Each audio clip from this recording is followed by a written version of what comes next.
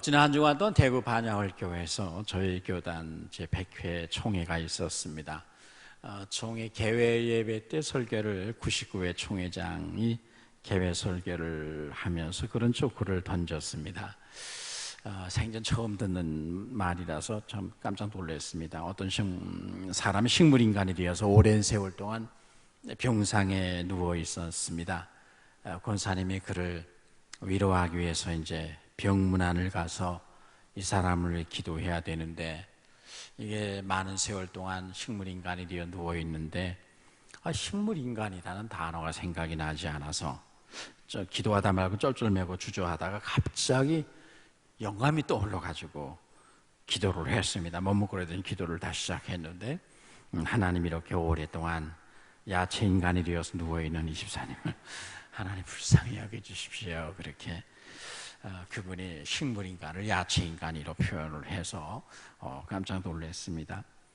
심장은 뛰는데 다른 기능이 모두 죽어있는 상태가 식물인간이라고 하는 그런 상태가 아닌가. 그 순간적으로 그런 영적인 식물인간은 없는가, 영적인 야채인간도 있는가, 그런 생각을 했던 생각이 납니다. 좋고요. 오늘 본문은 진리의 말씀을 통해 거듭난 성도들이 해야 될 세 가지 사항을 말씀을 하고 있습니다. 거듭남의 시가 된 하나님의 진리를 통해 거듭난 새 생명을 얻은 성도들은 이제 그 말씀을 통해 그 믿음이 계속 성장해서 그 다음에 하나님의 성전을 세워가는 신령한 벽돌이 되라라는 권면과 그 하나님이 세우는 신령한 성전에서 거룩한 제사장이 되어야 한다라는 세 가지 권면이 오늘 본문이 우리에게 주시는 말씀입니다. 첫째로 신령한 젖을 사모하라는 말씀인데, 오늘 본문 1절에 그러므로 모든 악독과 모든 괴혈과 외식과 시기와 모든 비방하는 말을 버리고 갓난아이들 같이 순전하고 신령한 젖을 사모하라고 했습니다. 개역 성경인데요. 이제 말씀을 통해 거듭난 성도들은 이제 그 말씀의 신, 거듭남, 새 생명의 씨앗인 그 말씀을 통해 이제 성장하는 대로 나아가야 된다는 거거든요. 거듭난 상태에서 머물지 말고 이제 끊임없이 그 진리를 통해서 영적으로 성숙한 사람으로 자라가라, 그런 권면이 첫 번째 말씀입니다. 여러분은 성장하고 있는 그리스도인입니까? 여러분이 다 거듭나지 않았겠는가? 제 추측입니다만은 그리스도의 보배로운 피와 어린 양의 그 진리의 말씀으로 거듭난 여러분들은 예수 믿은 이후 계속해서 영적으로 성숙하고 있습니까? 아니면 그냥 영적으로 세월만 가서 늙어가고 있습니까? 우리가 영적으로 성장하려면 두 가지가 필요합니다. 먼저는 영적 성장의 방해 요인을 제거해야 됩니다. 둘째는 적극적으로 신령하고 순전한 젖을, 영의 양식을 취해서 자라야 되는 거죠. 이 두 가지가 있어야 영적인 성숙에 도달할 수가 있습니다. 어린아이가 이 땅에 태어나서 자라려면 어떻게 해야 됩니까? 태어났다고 아이가 저절로 다 자라는 것은 아닙니다. 그 그 육체의 성장을 저해하는 요인들이 있습니다. 질병 또는 어떤 성장판에 문제가 있으면 그 아이가 육체적으로 자라지를 못합니다. 이 성장을 방해하는 요건들을 제거해 주어야 그 아이가 자라는 것이죠. 영적으로도 마찬가지입니다. 우리가 영적으로 성숙해 가려면, 성장하려면 제일 먼저 해야 되는 일이 우리 안에 영적인 성장을 방해하는 요인들을 찾아 그것을 제거해야만 된다는 것입니다. 여러분이 그리스도 안에서 예수의 신의 성품에 참여하는 것을 방해하는, 저해하는 요인들은 어떤 것들이 있습니까? 모든 악독과 모든 기만과 외식과 시기와 모든 비방하는 말들, 험담하는 말이라고 했습니다. 이런 것들이 우리의 영적인 성숙을 방해하는 장애물이요, 저해하는 요인들입니다. 여러분 안에 어떤 것들이 있는가를 여러분 좀 살펴보면 좋겠어요. 악독이 무엇입니까? 다른 사람에 대한 분노, 원한의 감정, 복수심, 앙심, 이런 것이 이제 성경에 말하는 악독이거든요. 이 형제에 대한 악독의 마음, 분노의 마음, 원한의 감정은 우리의 믿음의 성장을 저해하는 제1의 적입니다. 이것을 우리의 마음에서 제거해야 우리는 그리스도 안에서 자랄 수가 있다는 거죠. 회율이 무엇입니까? 기만입니다. 거짓, 사기입니다. 간교하고 악질적인 교활함입니다. 그리고 성경은 외식을 버리라고 했습니다. 위선입니다. 그리고 다음은 사기입니다. 시기는 언제 어디서나 발생할 수 있는 유일한 악독이라고 했습니다. 장소와 때를 가리지 아니하고 발생할 수 있는 유일한 악독이 뭐냐면 우리 마음에서 일어나는 시기심입니다. 마크레이는 말하기를 죽음에 이를 때까지 남는 죄가 있는데 그것이 인간의 시기심이라고 했습니다. 가인이 그의 동생 아벨을 쳐 죽일 때 그 근원은 투기였습니다.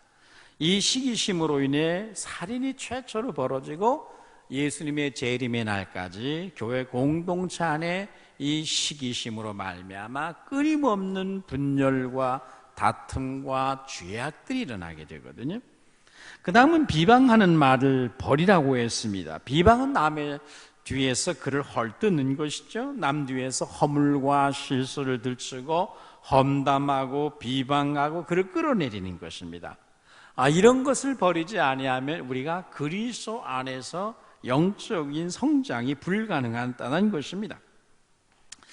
여러분 생각해 보세요. 어린아이가 이 땅에 갓난아이가 태어났는데 60년이 되도록 여전히 갓난아이로 누워서 우유병 빨고 있습니다. 그건 끔찍한 모습이 아니겠어요? 세상에서 그런 아이가 있다면 정말 끔찍합니다. 그런데 교회 안에는 수두룩합니다. 예수 믿은 지 50년, 60년이 됐는데 이런 영적인 저해 요인들을 제거하지 아니함으로 말미암아 그 영성이 전혀 자라지 않았습니다. 그리스도의 성품을 전혀 신의 성품에 참여하지 않았습니다. 그래서 교회 안에는 끔찍한 모습들이 많다는 거예요. 여러분 중에 이런 영적인 성장을 방해하는 요인을 제거하는 데 관심을 갖지 아니하고 그대로 교회를 출석하고 있는 분은 없습니까? 세월은 우리의 두 가지를 가져다 줍니다. 늙음과 성숙이거든요. 세월이 지나면 어떤 사람은 그냥 단순히 늙어갑니다. 어떤 사람은 성장하고 성숙합니다. 교회 안에 두 가지 종류의 사람들이 있습니다. 10년, 20년 믿는 동안에 그냥 영적으로 교회 생활에 익숙해지기는 했으나 늙었습니다. 그런데 어떤 사람들은 영적인 성숙함에 이르러 모든 사람이 부러워하고 칭찬하고 사랑과 존경의 대상이 되는 그런 분들이 있습니다. 우리 교회 성도들, 우리 교회 안에는 이런 단순히 세월 따라 늙어가는 성도들이 아니라 우리가 영적인 성숙함에 도달하는 그런 성도들, 우리 안에는 영적인 성장을 저한 요인들을 하나하나 찾아 제거함으로 말미암아서 우리가 끊임없이 그리스도의 신의 성품에 참여하는 아름다운 향기나는 성도들 되시기를 주의 이름으로 축원합니다. 그 다음에 힘써야 되는 것은 순전하고 신령한 젖을 사모하는 것입니다. 여기 신령한 젖이란 두말할 나위 없이 하나님의 영감된 말씀입니다. 믿음은 들음에서 난다고 했거든요. 말씀을 생명의 양식으로 먹어야 믿음이 자라나죠. 아무리 재벌 아들이라도 부잣집 풍요 가운데 자라도 그가 먹지 않으면 세상 없는 사람도 마릅니다. 말라 죽습니다. 무엇을 먹느냐에 따라서 우리의 몸이 달라집니다. 무엇을 어떻게 얼마나 먹느냐에 따라서 그 인생이 병들기도 하고 쇠약해지기도 하고 건강하게 되기도 하거든요. 꿀벌에 관한 글을 좀 보았습니다. 꿀벌에 관한 글을 보니까 여왕벌은 4년을 살고 일반 일벌은 한 달을 살더군요. 여왕벌은 일벌보다 무려 40배를 더 오래 삽니다. 이유가 무엇일까요? 왜 여왕벌은 일벌보다 40배나 오래 사는 것입니까? 그 차이가 무엇이냐 하면 먹는 데 있는 것입니다. 무엇을 얼마나 먹는 것에서 차이가 납니다. 여왕벌이 먹는 것은 로얄 젤리입니다. 보통 일벌은 부화한 지 3일 동안 로얄 젤리를 먹는데 여왕벌은 배를 먹습니다. 그 덕분에 여왕벌은 몸집이 일반 벌보다 2배 내지 3배 크게 자라고 일생 동안 약 120만 개의 알을 낳습니다. 매일 1,500개에서 2,000개 정도의 알을 이 여왕벌은 계속 낳습니다. 그 벌통에는 모든 일벌들은 여왕벌 하나에서 태어난 가족들입니다. 여왕벌이 다른 벌과 다른 단 하나의 이유는 먹는 것의 차이입니다. 우리는 하나님의 왕의 자녀들입니다. 우리가 하나님의 왕의 자녀들로서 보배로움과 존귀함과 거룩함을 지닌 자녀로 성장하려면 여러분은 세상 사람과 먹는 것이 달라야 됩니다. 다른 젖을 먹어야 되는 거예요. 이 세상에 주는 음식이 아닌 순전하고 신령한 젖을 사모하라. 우리는 결코 세상에 주는 것으로 만족할 수 없는 사람들입니다. 예수님 요한복음 4장 32절에서 제자들이 수가스물가에 나가서 마을에 들어가서 음식을 구해가지고 와서 예수님 여기 음식이 있습니다, 잡수십시오라고 말하니까 제자들 향해서 예수님이 말씀했습니다. 내게는 너희가 알지 못하는 먹을 양식이 있다. 세상 사람들, 제자들조차 알지 못하는 먹을 양식을 주님은 갖고 있었습니다. 양식이 뭡니까? 우리의 마음에 기쁨과 감사와 쉼과 만족을 주는 것을 양식이라고 말합니다. 세상 사람들은 여러 가지 이런저런 일들로 기쁨을 얻고 만족을 얻고 힘을 얻지만 예수님은 세상이 주는 것들이 아닌 예수님 나름대로의 힘과 용기와 만족과 기쁨을 주는 것이는데 그게 뭐냐면 수가성 우물가 여인과 같은 이런 한 여인이 주님의 말씀에 의해서 돌아와 하나님의 자녀가 되는 이것이 예수님에게는 말할 수 없는 힘과 용기와 기쁨을 준다 이 말이죠. 그것이 예수님의 양식이라고 말씀했습니다.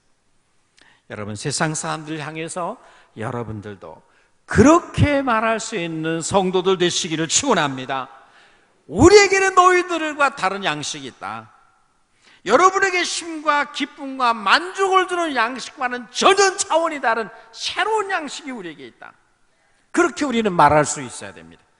여러분에게 인생의 쉼과 기쁨과 만족을 주는 양식은 무엇입니까? 우리는 세상 사람들이 먹는 음식이 아닌 순전하고 신령한 젖을 사모하는 성도들, 여왕벌과 같이 로얄 젤리를 먹고 자란 그런 성도들이 되어서 세상 사람들과는 다른 그런 모습으로 성숙해가는 그런 성도들 되시기를 축원합니다. 순전하고 신령한 젖은 하나님의 말씀입니다.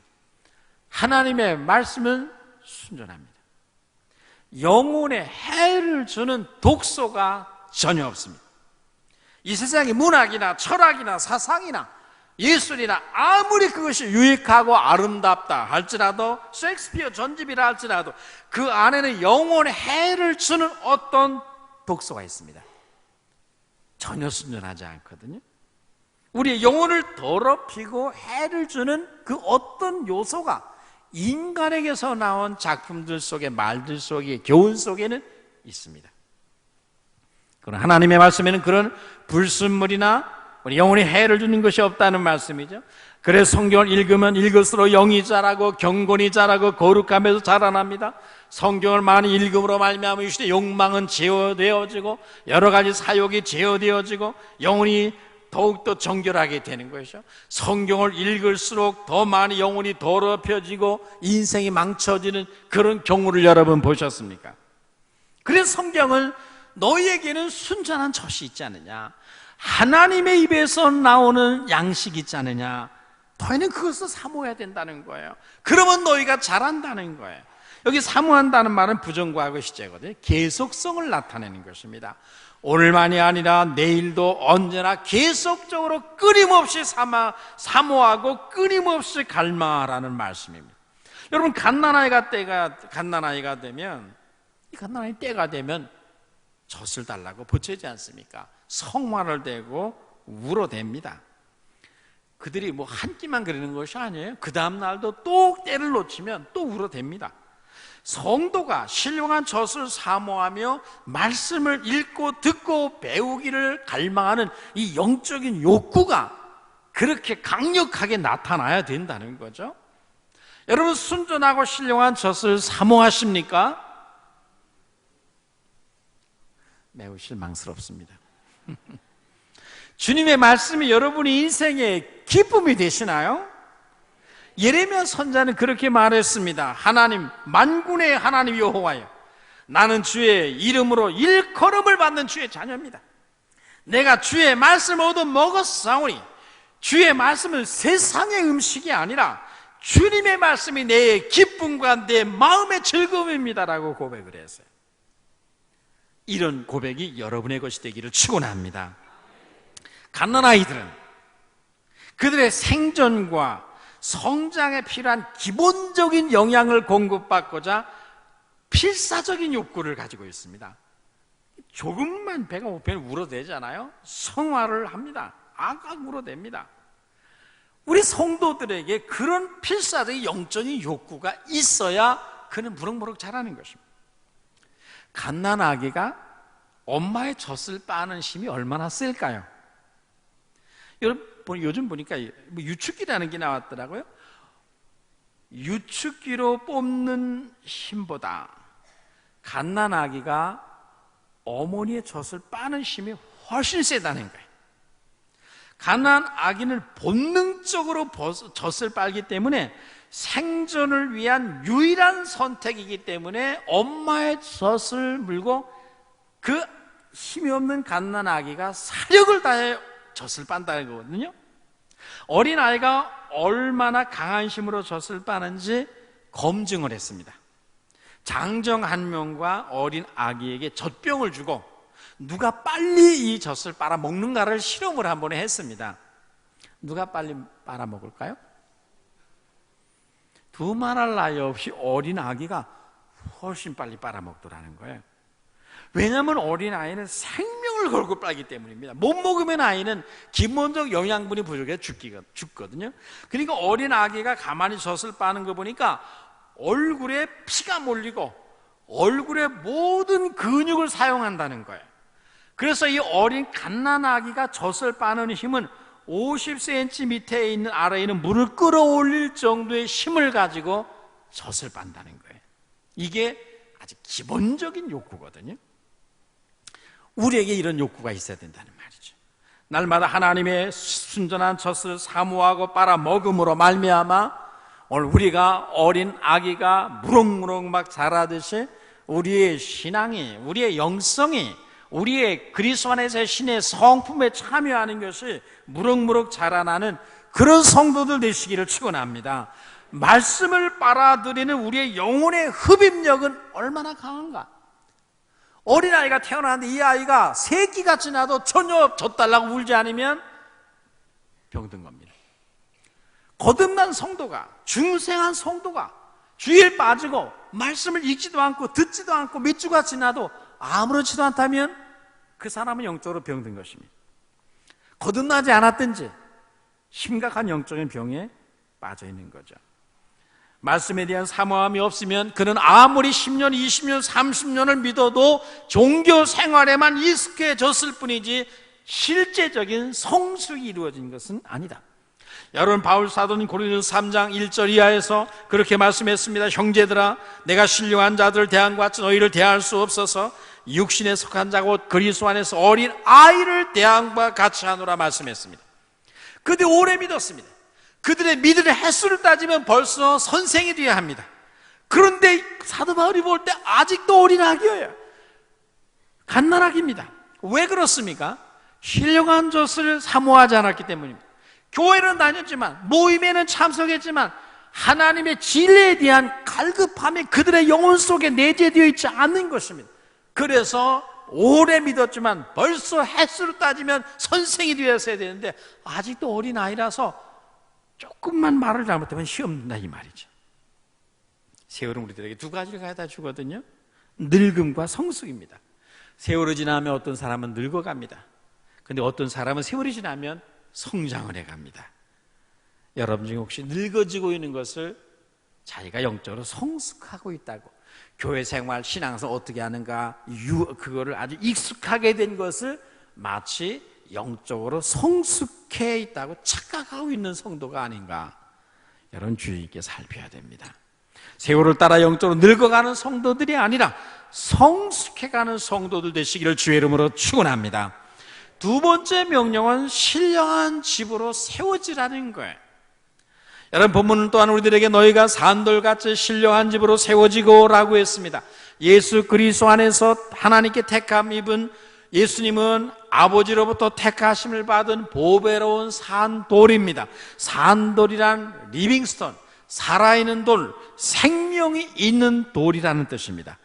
예수님의 보배롭고 존귀한 살아있는 돌, 생명 있는 돌이니까 너희는 그 돌에 나와 붙어서 그 돌의 생명이 너희에게 전가돼서 너희도 생명을 지닌 돌이 되어 성전을 짓는 도구가 되라, 그 말이겠죠. 여러분, 구약시대는 그분이 거하신 성전을 예루살렘의 돌로 지었습니다. 채석장에서 돌을 떠다가 수많은 돌을 가지고 쌓아 올려서 거대한 웅장한 성전을 지었습니다. 그때 이제 하나님은 신약시대에는 돌로 된 성전에 거하시는 것이 아니라 성령을 마음에 모신 신자들의 공동체를 신령한 성전으로 삼으시고 그 안에 거하신단 말이죠. 모든 나라, 민족과 열방 속에서 예수의 생명을 지닌 사람들, 거듭난 성도 여러분 한 사람 한 사람을 벽돌로 삼으시는 거예요. 여러분 한 사람을 생명을 지닌 돌로 삼으셔서 여러분을 가지고 신령한 공동체를 세우는 거예요. 신령한 성전을 여러분 한 사람을 돌로 써서 만들어 가신단 말이죠. 여러분 한 사람이 하나님의 임재가 거하는 성전을 세워가는 살아있는 돌이요, 생명 있는 돌이요, 리빙스톤이 되시는 줄 축원합니다. 거듭난 성도들 한 사람 한 사람은 하나님의 성전을 지어가는 산돌들입니다. 성경 우리들에게 너는 예수님께 가서 붙어라, 그래서 산돌이 되라, 그 예수의 생명이 내 안에 들어가게 하라, 생명 있는 돌이 되어서 성전을 짓는 하나님의 벽돌이 되라, 그렇게 말씀했습니다. 우리는 콘크리트 벽돌로 이 건물을 지었습니다. 그런데 또 하나의 건물을 하나님은 우리 안에 짓고 있습니다. 공동체입니다. 하나님의 영이 거하는 신령한 성전을 짓고 계시는데 누구를 통해 짓느냐? 여러분을 벽돌로 쓰는 거예요. 여러분을 생명 있는 돌로 씁니다. 어떤 사람은 이거는 정말 살아있는 돌이다, 예수의 생명이 그 영혼 속에 있구나, 그래서 하나님의 성전의 돌로 짓습니다. 사용합니다. 그런데 어떤 돌은 멋지게 생긴 것 같은데도 그 안에 생명이 없습니다. 그러면 건축자들의 버린 돌처럼 버려지게 됩니다. 여러분, 우리 하나님은 붉은 벽돌이 아니라 예수의 피가 뿌려진 그 마음에 피가 뿌려진 성도들 한 사람 한 사람을 오늘 이 시대에 벽돌로 삼으셔서 나라와 민족과 열방 속에 그분이 거하실 신령한 성전들을 지금도 짓고 계십니다. 어떻게 우리는 하나님의 신령한 성전을 이어가는 신령한 돌들, 예수의 생명이 역사하는 살아있는 돌들이 될 수 있겠습니까? 예수께로 나와야 됩니다. 그분께 나와 그분과 연합되어야 됩니다. 보배로운 산돌이신 예수께 나오라고 말씀했습니다. 여러분, 하나님이 새로 짓고자 하는 성전은 죽은 돌로는 결코 지을 수 없습니다. 생명이 없는 돌을 가지고 하나님의 거하는 신령한 성전을 지을 수 없다는 말이죠. 그 영혼 속에 반드시 예수의 생명이 들어간 사람들을 하나님은 신령한 돌로 사용해서, 벽돌로 사용해서 그분의 전을 세워갑니다. 여러분 안에는 예수의 생명이 있는가? 여러분은 그리스도의 살아있는 벽돌, 생명 있는 돌들이 되시기를 주의 이름으로 축원합니다. 교회 나오는 모든 사람이 다 생명 있는 돌은 아닐 것입니다. 야적장에 쌓여있는 돌들도 있을 것입니다. 아니면 예수의 생명을 가진 살아있는 신령한 돌들도 물론 있습니다. 우리 교회 나오는 모든 분들은 그냥 야적장에 굴러다니는 수북히 쌓이는 돌이 아니라 예수님께 연합되어서 예수의 생명이 그 인생 속에 역사하는 신령한 돌들이 되어서 성전을 짓는 도구가 되시기를 주의 이름으로 축원합니다. 우리가 하나님의 성전을 짓는 산돌이 되려면 예수의 생명이 우리 안에 있어야 하고, 또한 우리가 잘 다듬어줘야 됩니다. 그냥 산에서 채석장에서 돌을 막 떠다가 건물을 짓는 멍청한 사람이 어디 있겠어요? 인간도 그렇게 안 합니다. 석공이 돌을 떠서 그 날카로운 돌들을 망치로 깨고 다듬고 정으로 찧어서 부드럽고 아름다운 반듯한 돌들을 만들어 가지고 그 돌들을 수십만 개를 가지고 성전을 짓거든요.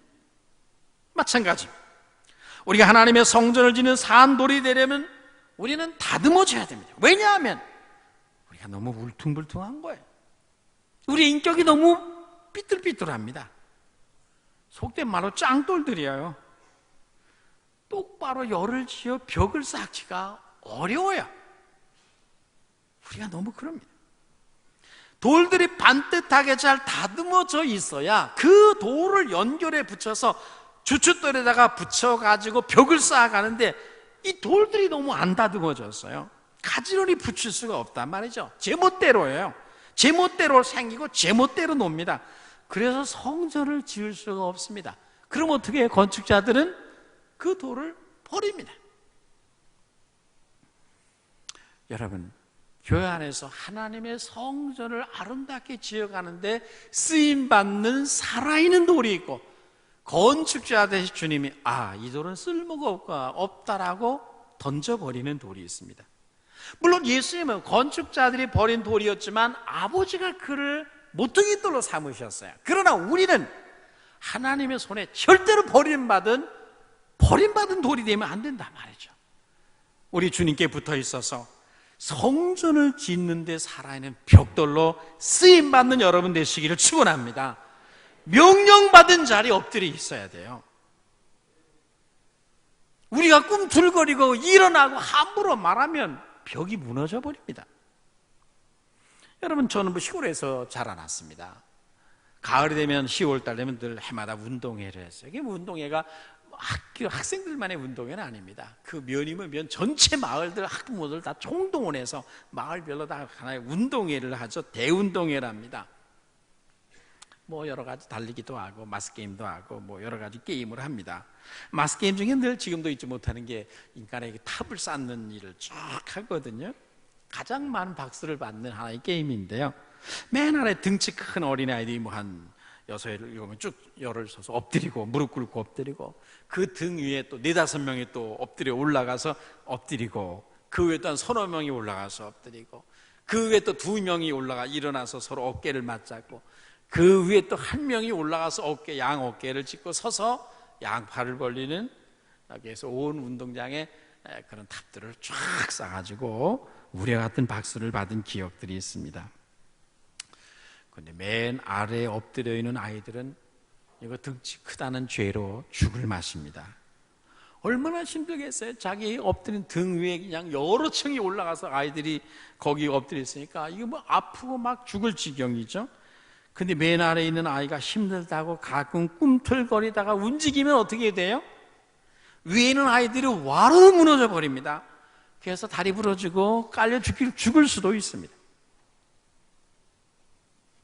자기 자리에서 힘들다고 움직이거나 일어서거나 빠져버리면 그 벽이 완전 다 무너져 버리거든요. 하나님의 임재하시는 신령한 성전을 짓는 영적인 벽돌들이 되려면, 살아있는 돌들이 되려면 힘들고 어려워도 맡겨진 그 자리를 버티고 견디어내야 됩니다. 한두 사람이 아니라 모두가 참고 인내로 버티고 견뎌내야 됩니다. 그래야 벽이 생겨지고 성전이 세워집니다. 원수가 넘어올 수 없는 견고한 요새의 성벽을 쌓을 수가 있습니다. 여러분, 스파르타 왕이 옛날에 귀빈으로 온 어떤 군주에게 그 나라의 성벽을 자랑했습니다. 귀빈으로 온 그 이방 군주가 아무리 둘러봐도 이 나라의 성벽을 볼 수가 없었습니다. 그래서 스파르타 왕에게 당신이 그렇게 자랑스럽게 여기는 성벽이 도대체 어디 있습니까? 라고 질문을 했어요. 그러자 스파르타 왕은 근엄한 장엄한 자기를 호위하고 있는 근위대 호위병들을 가리키면서 이것이 우리나라를 지키는 스파르타의 성벽이요, 이 한 사람 한 사람이 그 성벽의 벽돌입니다라고 그렇게 말을 했다고 해요. 우리 교회 지금 하나님은 하나님의 부흥의 새로운 시대를 여시고 계십니다. 부흥의 새로운 세대를 일으키고 계십니다. 이런 시대에 새로운 성벽을 이루고 거룩한 성전을 이루어갈 수 있는 산 돌들은 어떤 사람들입니까? 성일교회의 성전을 이루고 원수가 넘어올 수 없는 견고한 요새를 이룰 성벽의 산 돌들은 어떤 성도들이 되어야 되겠어요? 전에 이상적인 성일 교인의 모습을 H로 시작되는 영어 단어의 이니셜을 취해서 for H로 설명한 적이 있습니다. 여러 번 말씀드렸어요. 첫째는 head입니다. 머리. 머리는 하나님을 아는 거룩한 지식으로 가득 차 있어야 되고, 두 번째는 heart입니다. 가슴. 가슴은 주를 향한 사랑과 성령이신 불타는 열정으로 가득 채워져 있어야 합니다. 세 번째는 hand입니다. 손. 우리의 손은 섬기는 손입니다. 발을 씻기는 섬기는 손이 되어야 합니다. 네 번째는 헬스입니다. 건강입니다. 몸의 공동체가 영적인 질병이 없어야 돼요. 그 사람 속에 영적인 질병이 없어야 건강한 몸이 됩니다. 모든 악독과 기만과 위선과 시기와 비방과 험담하는 영적 질병이 없어야 그 사람이 성일교회 성전을 세우는 벽돌이 되고 우리의 성벽을 원수가 무너뜨릴 수 없는 강력한 성벽을 세우는 돌이 될 수 있단 말이죠. 이런 모습을 가진 사람들이 성일교회의 신령한 성전으로 세워져 가고 벽돌이고 새로운 부흥의 시대를 열어갈 세대요 살아있는 돌들입니다. 그런 분들이 우리 교회 새로운 부흥의 시대, 새로운 부흥의 세대요, 원수가 넘어올 수 없는 견고한 요새를 이루는 강력한 성벽을 이루는 사람들인 줄로 믿습니다. 성전의 머리돌이 되는 예수님께 나와 붙고 또 서로가 잘 연결되고 질서 있게 연결되어서 우리가 하나님의 아름다운 성벽을 쌓아올리고 하나님의 임재가 가득한 신령한 공동체를 이루는 한 사람 한 사람이 생명 있는 돌들 되시기를 주의 이름으로 축원합니다. 세 번째 마지막으로는 거룩한 성전이 제사장이 되라는 것입니다.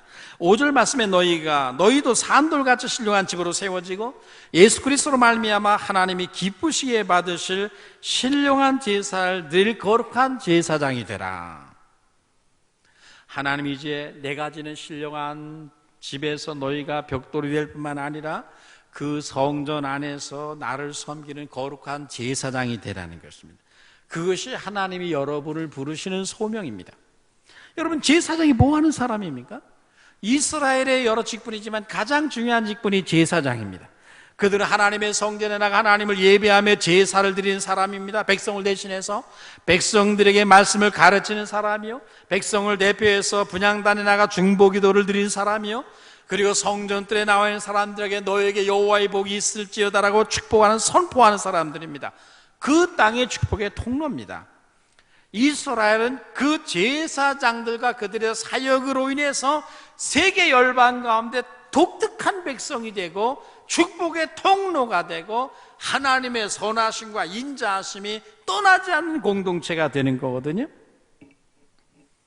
그런데 신약시대에 오면 특정한 아론의 자손들뿐만 아니라 예수님께 나와 그분의 영적 생명을 부여받고 주님의 진리를 알고 성령의 기름을 받은 사람들은 모두가 제사장이라 말했습니다.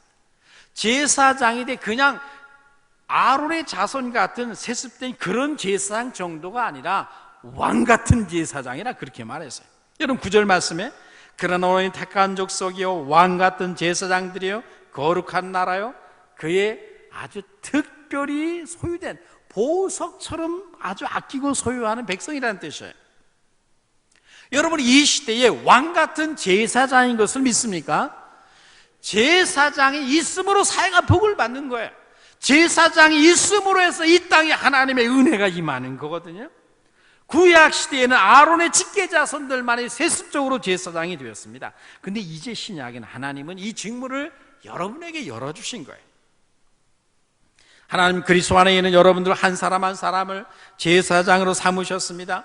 그분의 보배롭고 존귀한 특별한 소유와 보석같이 여기는 축복의 사람들로 삼으셨습니다. 이제는 우리는 예수 그리스도의 이름으로 찬미의 제사를 여러분 드리고 날마다 하나님의 보호자 앞에 나가 하나님 앞에 기도하는 중보기도자가 되고 전도를 통해 이방의 영혼을 하나님 앞에 살아있는 제물로 드리는 거룩한 제사장이 되어야 한다는 거죠. 너희는 하나님이 기뻐 받으실 신령한 제사를 드릴 거룩한 제사장이 되라. 제사장은 반드시 제사를 드려야 됩니다. 우리는 하나님 앞에 드려야 할 신령한 제사들이 있거든요. 산제사가 있어요. 전도를 통해 바울처럼 이방의 영혼을 산 제물로 드릴 수 있고, 그리고 기도를 통해서 우리가 하나님 앞에 제사를 드립니다. 주님 오늘도 여러분을 향해서 너는 신령한 제사를 드리는 거룩한 제사장이 되라고 말씀하십니다. 구약의 제사장들은 양이나 소를 잡는 그런 제사장이 아니라 예수의 이름을 가지고 나를 예배하고 내게 다른 사람을 위해 기도하고 말씀을 전해서 어둠을 몰아내고 그리고 하나님의 백성들을 축복하는 제사장이 되라고 말씀했습니다.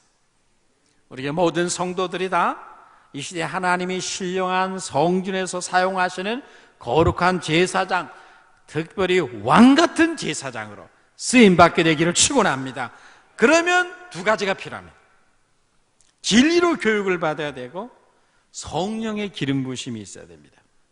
제사장은 선지자나 왕과는 다릅니다. 선지자는 어느 날 갑자기 뽕나무 밭에서 일하다가 성령이 그를 사로잡으면 선지자가 됩니다. 예언을 합니다.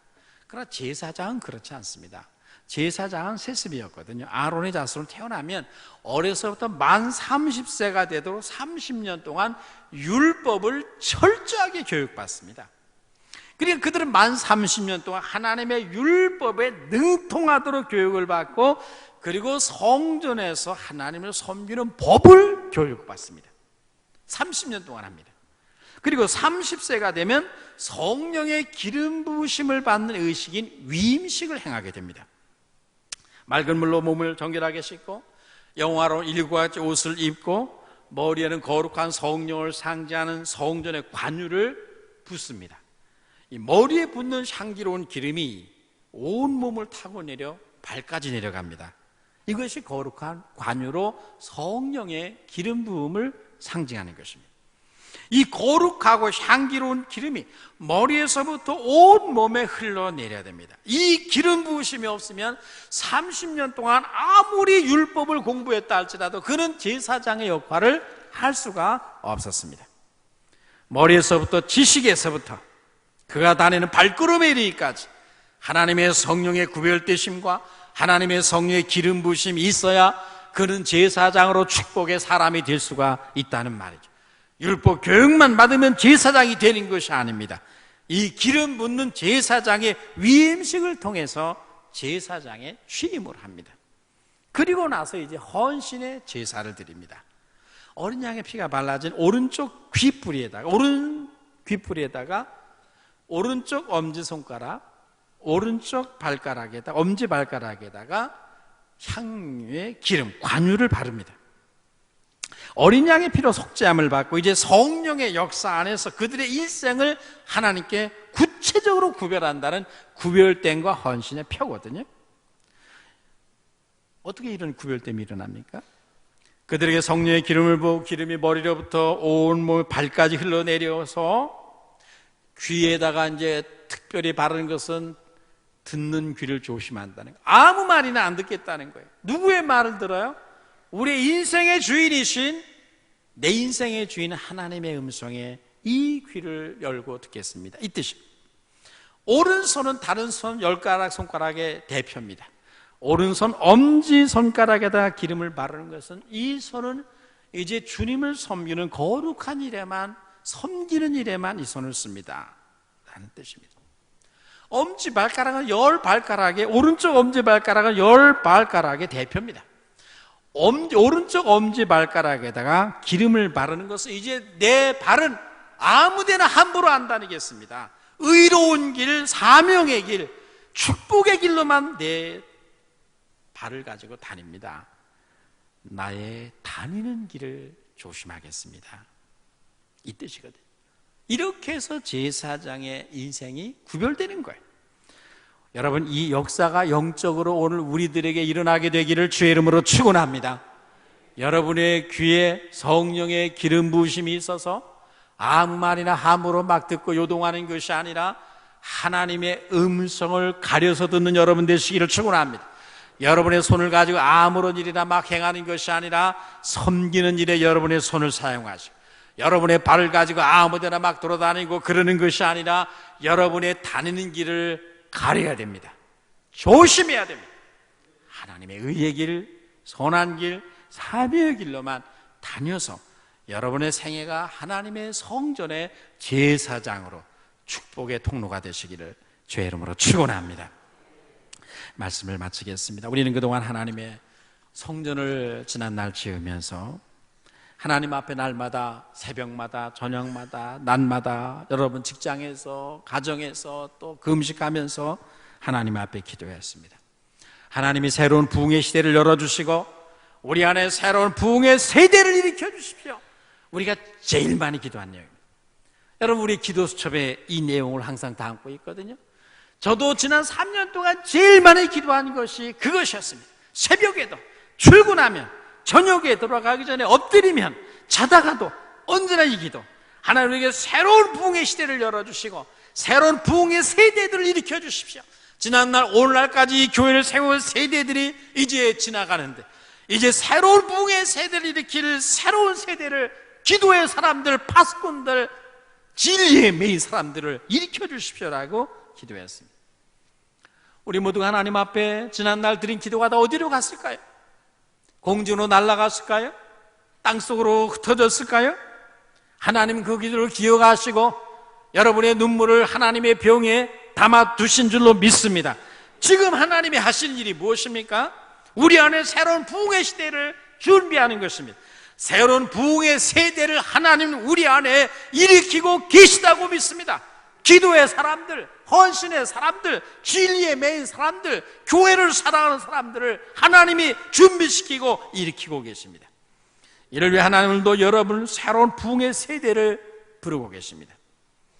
너는 나의 순전하고 신령한 젖을 사모하여 계속해서 자라는 제자가 되라. 너는 내게 붙어있어 신령한 벽돌이 되라. 내가 내 성전 공동체를 세울 수 있는 신령한 생명을 지닌 돌이 되라. 나의 영적 생명이 너의 영혼 속에 흐르게 하라. 너는 거룩한 신령한 제사장이 되어 이 땅을 축복하는 사람이 되라. 나는 너를 통해 내 가문과 내 후대와 이 땅을 축복하고 싶다. 너의 거룩한 지식을 통해서, 너의 중보기도를 통해서, 너의 예배와 찬미를 통해서, 너의 축복을 통해서 너의 후대와 네 가문과 네 교회와 이 사회를 축복하고 싶다. 그들로 너 때문에 복을 받게 하라. 너는 내 교회에서 새로운 부흥의 세대가 되라. 나는 너를 통해 새로운 부흥의 시대를 열고자 이 시간 너를 지명하여 부른다고 말씀하고 계십니다. 여러분의 대답과 여러분의 결단은 무엇입니까? 금년 우리 모두가 산돌이신 예수께 나와 심차게 그분께 붙어있고 아름다운 신령한 성일교회라고 하는 하나님이 임재하시는 거룩한 성전을 세우는 살아있는 벽돌들이 되고 돌이 되고 그분의 진리와 성령 안에서 날마다 신령한 제사를 드리며 세상을 구원하는 축복의 등불들이 되어서 그는 우리 교회의 축복의 등불이었다. 그는 우리 가문에 하나님의 축복을 가져오는 사람이었다. 그렇게 인정을 받으시고 그는 하나님 앞에 쓸데없는 건축자들이 버린 돌처럼 버려지는 그런 인생이 되지 아니하도록 하나님 앞에 존귀한 그릇들 되시기를 죄 이름으로 축원합니다. 거룩하신 하나님 아버지,